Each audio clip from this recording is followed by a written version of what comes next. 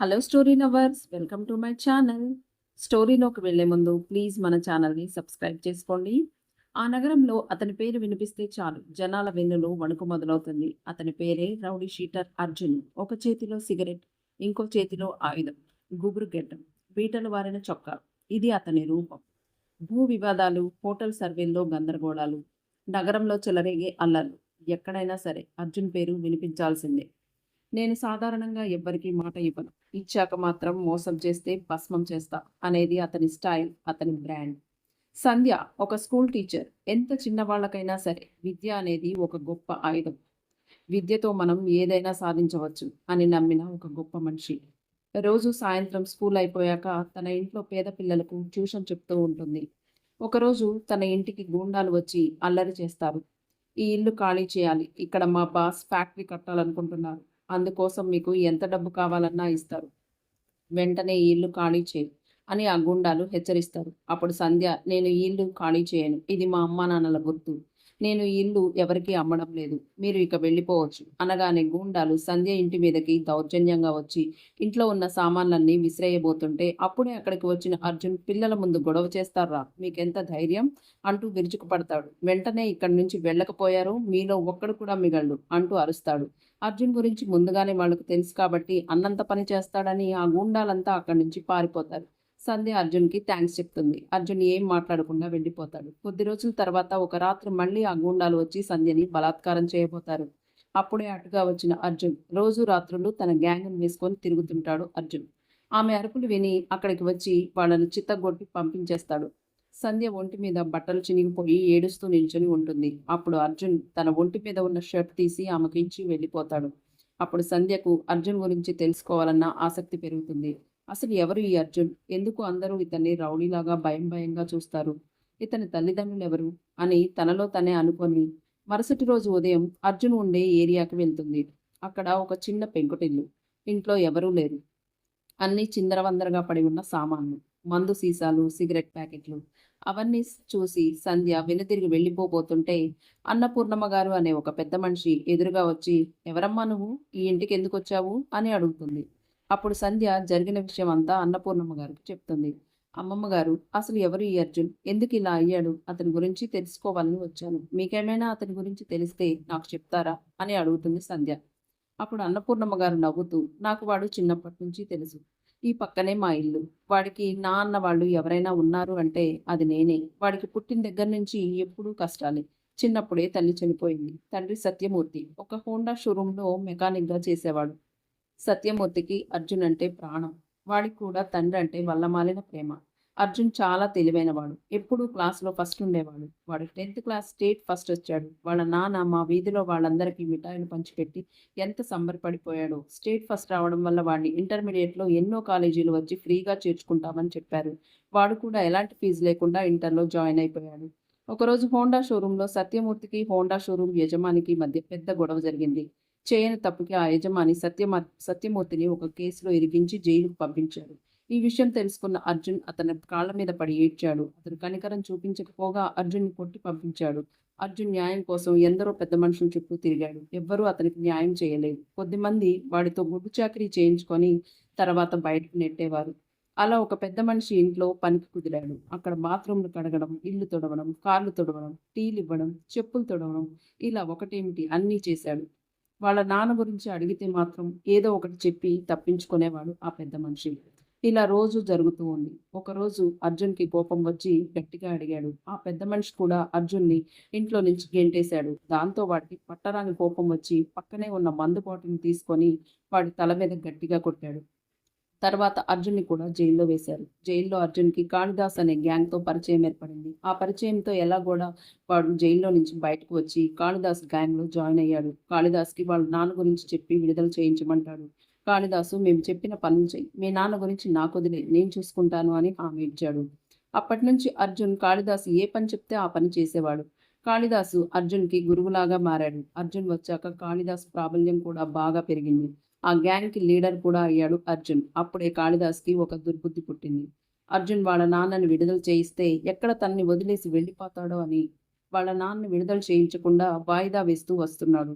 అర్జున్ ముందు మాత్రం వాళ్ళ నాన్న విడుదల కోసం కష్టపడుతున్నట్టుగా నటించేవాడు. తర్వాత అర్జున్‌కి ఈ విషయం ఎలాగో తెలిసింది. కానీ ఏం మాట్లాడకుండా మౌనంగా ఉన్నాడు. తనని జైలు నుంచి విడిపించాలన్న కృతజ్ఞత కావచ్చు. ఒకసారి స్కూల్ పిల్లల బస్ మీద బాంబులు వేయాలని సూచిస్తాడు కాళిదాస్. అర్జున్ దానికి ఒప్పుకోడు. అపం శుభం తెలియని ఆ పసిపిల్లలు మనల్నేం చేశారు? నేను ఈ పని చెయ్యను అని అంటాడు అర్జున్. నువ్వు చెయ్యకపోతే ఇంకొకడు చేస్తాడు అని అంటాడు కాళిదాస్. వాణ్ణి కూడా చెయ్యనియను అంటాడు అర్జున్. ఏంట్రా ఎక్కువ మాట్లాడుతున్నావు? ఇది నా ఆర్డర్. ఇక్కడ ఏ పని చెప్తే ఆ పని చేయాలి. అదే రూలు. ఆడవాళ్ళ జోలికి, పిల్లల జోలికి వెళ్ళను. ఇది నా రూలు. అక్కడ కాళిదాస్‌కి, అర్జున్‌కి మధ్య గొడవ జరిగింది. అర్జున్ ఆ గ్యాంగ్‌లో నుంచి బయటకు వచ్చి సెపరేట్‌గా గ్యాంగ్‌ని తయారు చేసుకున్నాడు. స్కూల్ పిల్లల బస్సుకు పెట్టిన బాంబును పేలకుండా డిస్ప్యూట్ చేశాడు. ఎక్కడ ఏం జరిగినా దానికి ఏదో ఒక అడ్డుకట్ట వేస్తున్నాడు అర్జున్. దీంతో కాళిదాసు ప్రాభవం కొద్ది కొద్దిగా తగ్గుకుంటూ పోతుంది. అర్జున్ ఇలా చేయడం తట్టుకోలేకపోతున్నాడు కాళిదాస్. నేను జైలు నుంచి విడిపించి తెచ్చిన మనిషి నా మీదే తిరగబడతాడా? వీడికెంత ధైర్యం అంటూ పళ్ళు కొరుకుతాడు. సమయం చూసి వీడికి గట్టిగా బుద్ధి చెప్పాలి అని అనుకుంటాడు కాళిదాస్. అసలు వీడు ఇలా ఎందుకు మారాడు? ఏమై ఉంటుంది అని ఆలోచనలో పడ్డాడు కాళిదాస్. ఇలా జరిగిందంతా సంధ్యకు చెబుతుంది అన్నపూర్ణమ్మ గారు. వాడికి రోజు ఒక ముద్ద అన్నం పెడతాడు. వాడు కూడా ప్రతిదీ నాతో చెప్పుకుంటాడు. వాడు తండ్రిని కోల్పోయి న్యాయం కోసం పరిగెత్తి పరిగెత్తి అలా రౌడీ అయిపోయాడు. వాడి పోరాటం అంతా జైల్లో ఉన్న వాళ్ళ నాన్న కోసమే.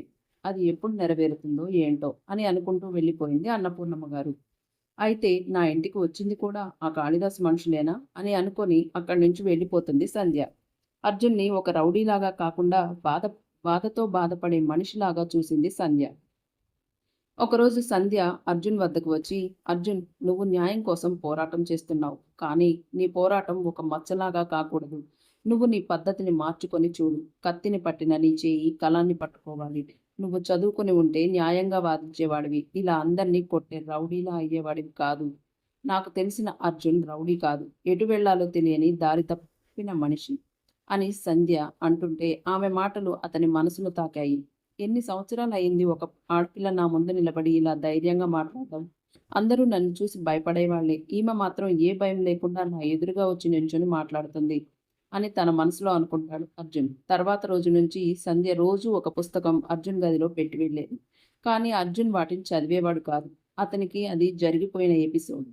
కొద్ది రోజుల తర్వాత ఏదో పని మీద సంధ్య కోసం తన ఆఫీస్‌కి వెళ్తాడు అర్జున్. అక్కడ టేబుల్ మీద ఒక పాత ఫిజిక్స్ పుస్తకం ఉండడం చూసి దాన్ని ఆసక్తిగా తిరగేస్తాడు అర్జున్.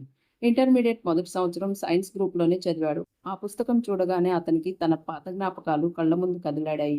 అక్కడ ఒక నోట్‌బుక్, పెన్సిల్ ఉంటాయి. ఆ నోట్‌బుక్‌లో చకచకా ఫార్ములాలన్నీ రాస్తాడు. అప్పుడు సంధ్య అక్కడికి వచ్చి తిరిగి మొదలుపెట్టు. అదే నీ జీవితాన్ని నిర్ణయిస్తుంది అని అంటుంది. కొద్ది రోజుల తర్వాత అర్జున్ రోజు తన గ్యాంగ్‌ను వెంటబెట్టుకొని తిరగడం మానేస్తాడు. ఇంట్లో ఒంటరిగా కూర్చొని తెలుగు, ఇంగ్లీష్, మానవ శాస్త్రం, న్యాయ వ్యవస్థ వంటి విషయాలపై చదవడం ప్రారంభించాడు. సంధ్య ఓపెన్ స్కూల్ బోర్డు ద్వారా అతని పేరుని నమోదు చేయిస్తుంది. సంధ్య చిన్న చిన్న ప్రశ్నల ద్వారా అతనిలో ఇంకా కుతూహలాన్ని పెంచుతుంది. తర్వాత అర్జున్ ఓపెన్ స్కూల్ ద్వారా ఇంటర్మీడియట్ పాస్ అవుతాడు. అతని చేతిలోకి అధికారిక మార్క్ షీట్ వచ్చింది. కన్నీళ్లతో ఆ సర్టిఫికెట్ని చూసుకుంటాడు. అప్పుడు సంధ్య, ఒక మనిషి మారాలంటే చదువు తప్ప శాశ్వత ఆయుధం మరేదీ లేదు అని తన మనసులో అనుకుంటుంది. తర్వాత అర్జున్ న్యాయ వ్యవస్థలో ఎఫ్ఐఆర్ను ఎప్పుడెప్పుడు నమోదు చేయొచ్చు, చట్టాలు, వాటి లొసుగుల గురించి పూర్తి క్షుణ్ణంగా పరిశీలించి వాటిలో పట్టు సాధిస్తాడు. మరోవైపు కాళిదాసు గ్యాంగ్ అర్జున్ని ఎలా దెబ్బ కొట్టాలా అని ఆలోచిస్తూ ఉంటారు. ఒకరోజు రాత్రి అర్జున్ ఇంటికి వస్తుండగా కాళిదాస్ గ్యాంగ్ వచ్చి అర్జున్ని బాగా కొట్టి రోడ్డు మీద పడేసి వెళ్ళిపోతారు. అప్పుడు సంధ్య అతన్ని హాస్పిటల్లో చేర్పించి ట్రీట్మెంట్ చేయిస్తుంది. అతనికి గాయాలు మానేంత వరకు అతని దగ్గరే ఉండి సేవలు చేస్తుంది. కొద్ది రోజులకి అతను మామూలు మనిషి అయిపోతాడు. అప్పుడు అర్జున్‌కి సంధ్య మీద ఇష్టం మొదలవుతుంది. సంధ్య, నాకు నీ ప్రేమ కావాలి. కానీ అంతకన్నా ముందు నువ్వు గర్వపడేలా నేను జీవించాలి. నీ గౌరవాన్ని నేను అందుకోవాలి అని చెప్పి ఇక తన రౌడీ జీవితానికి పూర్తిగా స్వస్తి పలుకుతాడు. అర్జున్ తాను చదవడమే కాదు, చదువుపై మానసికంగా ఆకర్షితుడై పేద పిల్లల కోసం సాయంత్రం సంధ్యా పాఠశాల అనే ఉచిత కోచింగ్ క్లాసులు మొదలుపెట్టాడు. పిల్లలకు చదువు మాత్రమే కాదు, శారీరక వ్యాయామం, జీవిత నైపుణ్యాలు నేర్పించేవాడు. పిల్లలకు అర్జున్ సార్ అనేది ఒక అభిమానపూర్వక పిలుపుగా మారింది. చివరిసారిగా కాళిదాస్ వచ్చి బ్లాక్ మెయిలింగ్ చేస్తాడు. ప్రేమ నిన్ను గుడ్డివాణ్ణి చేసింది అర్జున్, బలహీనుడిగా మార్చింది. అదే నువ్వు రౌడీగా ఉండుంటే అందరూ నిన్ను చూసి భయపడేవారు. నువ్వు వాళ్ళ భయానికి చిహ్నానివి. ఇప్పుడు ఎవరో వచ్చి నిన్ను మారిస్తే నువ్వు మారిపోతావా అని సంధ్య వైపు చూస్తూ అంటాడు. అసలు నువ్విలా మారిపోతే మీ నాన్నని బయటకి ఎలా తీసుకొద్దామనుకుంటున్నావు అని అంటాడు కాళిదాస్. అప్పుడు అర్జున్ చిన్నగా నవ్వుతూ, మా నాన్నను ఎలా బయటకు తీసుకురావాలో నాకు బాగా తెలుసు. నేను బలహీనుణ్ణి కాలేదు, ఇంకా ఎక్కువ బలవంతుణ్ణయ్యాను. ఇక నా ప్రేమ అంటారా, అది సంధ్యపై ఉన్న గౌరవానికి ఆమెకిచ్చిన విలువ. నేను రౌడీగా కత్తిపట్టినప్పుడు ఈ నగరం నన్ను చూసి భయపడింది. కానీ నేడు పిల్లల మొహాల్లో నవ్వుల్ని చూసినప్పుడు అది ఒక బుల్లెట్ కన్నా శక్తివంతంగా అనిపిస్తుంది. నేను చీకట్లో నడుస్తుంటే వాళ్ళు నన్ను వెలుగులోకి తీసుకొచ్చారు. ఇప్పుడు జీవితం చాలా తృప్తిగా అనిపిస్తుంది అని అంటాడు అర్జున్. ఇదంతా విన్న కాళిదాసు చేసేదేం లేక వాళ్ళ గ్యాంగ్తో అక్కడి నుంచి వెళ్ళిపోతాడు. ఇక తర్వాత అర్జున్ పోలీస్ స్టేషన్కి స్వయంగా వెళ్ళి తన మీద ఉన్న కేసులన్నీ విచారణ కోరతాడు. ఇక నుంచి న్యాయ మార్గమే తన మార్గం అని చెప్పి షరతులతో విడుదల అవుతాడు. న్యాయ వ్యవస్థ అందులోని సెక్షన్ల మీద పూర్తిగా పట్టు తెచ్చుకున్న అర్జున్ కోర్టులో వాదించి తన తండ్రిని జైలు నుంచి విడుదల చేపిస్తాడు. తప్పుడు కేసును బనాయించిన ఆ హోండా షోరూం యజమానికి ₹1,00,00,000 నష్టపరిహారంగా సత్యమూర్తికి ఇవ్వవలసిందిగా కోర్టు నిర్ణయిస్తుంది. అలాగే అతనికి యావజ్జీవ కారాగార శిక్ష విధిస్తుంది. తన మొదటి కేసే తన తండ్రి కేసు కావడం, ఆ కేసులో గెలవడంతో విద్యార్థులు, సహోద్యోగులు అందరూ కలిసి ఒక పార్టీ ఏర్పాటు చేస్తారు.